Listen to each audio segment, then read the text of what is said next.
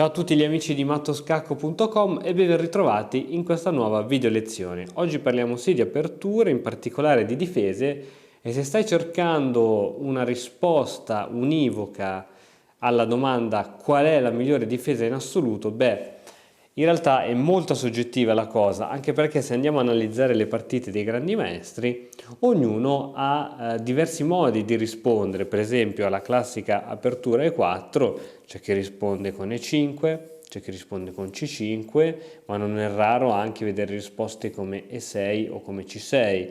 Quindi è vero che magari statisticamente ci sono delle partite in cui il nero è riuscito ad avere più vantaggio, è riuscito a pattare più volte piuttosto che perdere, ma una risposta proprio univoca non c'è.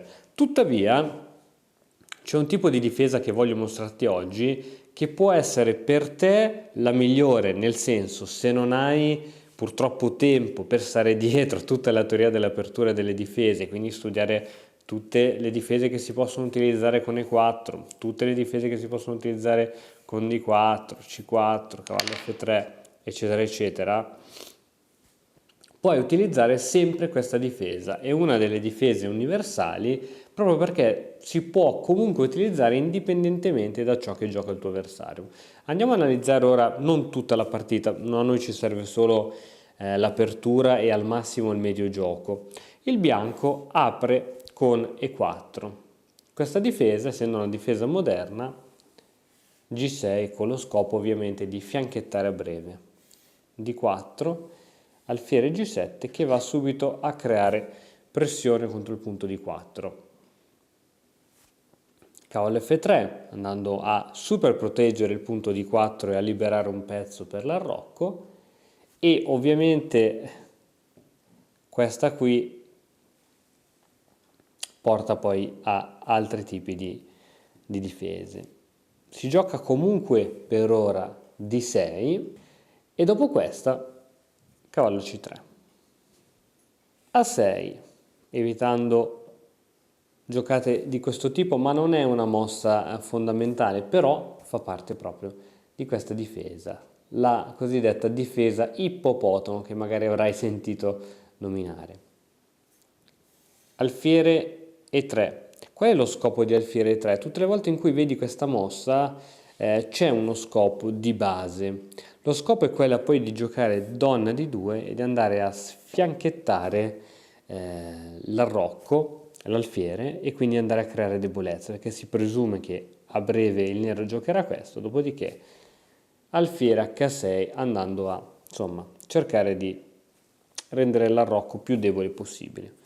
Quindi dopo alfiere in E3, cavallo in D7 e a questo punto donna di 2, il piano del bianco continua, E6 creando un piccolo centro e probabilmente anche il rifugio dell'altro cavallo che manca da sviluppare. Alfiere D3, H6 impedendo appunto entrate in H6 d'alfiere, ma questo pedone risulterà la debolezza del nero. Arrocco, poteva starci anche l'arrocco lungo, B6, cavallo in E2 con lo scopo di portarlo in G3 e riuscire a creare piani d'azione, alfiere B7, ancora manca qualche pezzo del nero per completare lo sviluppo, cavallo in G3 e finalmente cavallo in E7. Finalmente il bianco ha completato lo sviluppo da un bel po', il nero l'ha quasi finito, l'unica cosa che manca è l'arrocco. Adesso il bianco deve essere molto paziente, perché è vero che il nero ha giocato mosse piuttosto insolite come queste spinte di pedone, però non ha proprio grandissime debolezze su cui poter creare un piano d'attacco. Quindi è giusto che il bianco non si lasci prendere dal fatto di dire ok, ho una posizione migliore, sono in vantaggio, allora inizio a spingere e qualcosa succederà. No, perché se giochi senza pensare va a finire che poi vai a fare proprio il gioco che vuole il nero, cioè creare una struttura che aspetta che succeda qualcosa, dopodiché contrattaccare.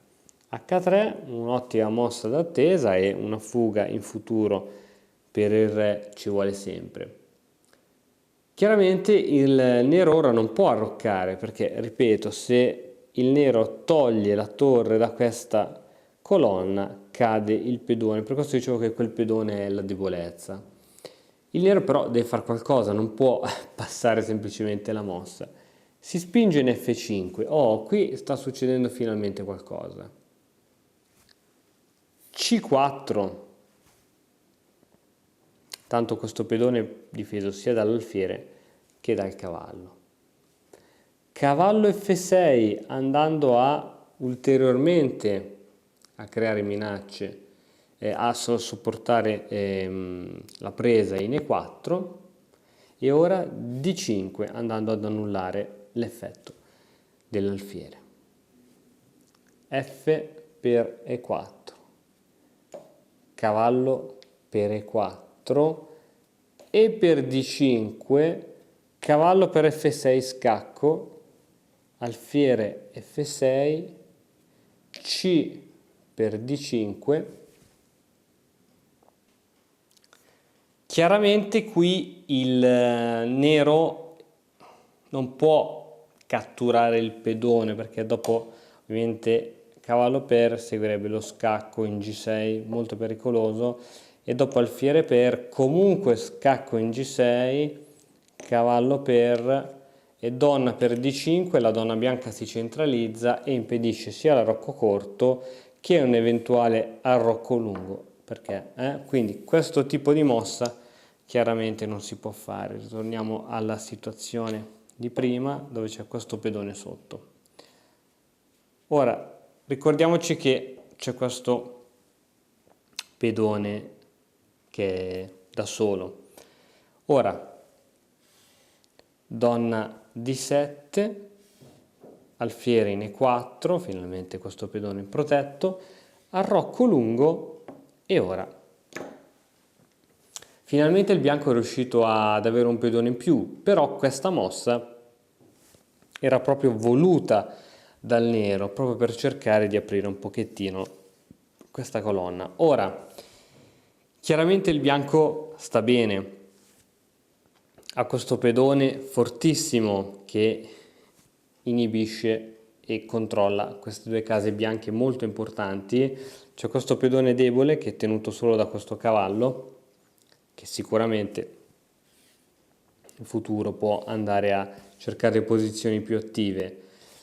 Il nero deve perdere prima o poi una mossa per mettere il proprio re in B8 e il bianco ha molte possibilità. Ovviamente qui il bianco ha giocato molto bene, ha aspettato il momento giusto, però questo è un tipo di difesa molto solida che sicuramente ti permette di arrivare a giocare tante mosse anche contro giocatori esperti, quindi prima di perdere la partita ce ne vuole sicuramente tanto. Quindi per concludere, sicuramente si tratta di una difesa molto solida e che puoi utilizzare anche nel gioco veloce.